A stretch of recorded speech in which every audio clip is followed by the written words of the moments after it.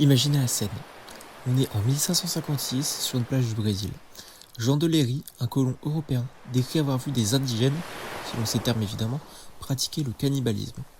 Pour lui, c'est la preuve, comme pour une large majorité d'Européens à l'époque, que les personnes vivant en Amérique sont des sauvages qui ne sont pas humains. Cependant, on peut légitimement se poser la question, pourquoi est-ce qu'il dit ça? Est-ce que c'est une vérité objective, que le cannibalisme c'est inhumain? Ou bien est-ce que c'est le reflet de notre éducation, de nos valeurs, de nos coutumes, qui nous poussent à penser comme ça? En 1580, Montaigne constate que les cannibales, selon lui, ne sont pas des monstres, mais simplement différents. En effet, il constate qu'ils mangent leurs morts par respect, par rituel, pour que, dans leur coutume, l'âme des personnes décédées ne s'évapore pas. Il questionne dans le même temps les guerres de religion menées par ces mêmes Européens à l'époque, où les soldats torturent, violent, brûlent des villages, au nom soi-disant de la paix. Il questionne ainsi un relativisme culturel. C'est le fait que nous appelions barbare tout ce qui n'est pas dans nos coutumes.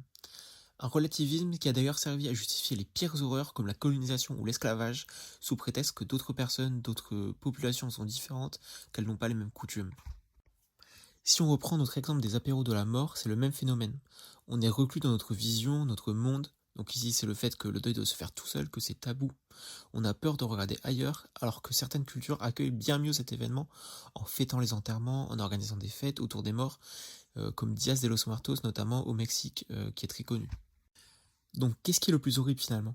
Fêter une mort ou bien laisser un parent dans une maison de retraite et le laisser mourir à petit feu, tout seul, où toutes les procédures autour de la mort sont hyper administratives et médicalisées.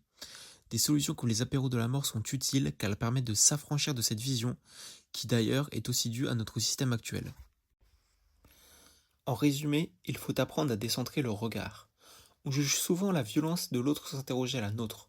On critique les régimes communistes et l'URSS pour leur manque apparent de démocratie, et les goulags par exemple, mais on n'interroge pas la violence de notre système capitaliste qui lui aussi peut faire des dégâts irréparables.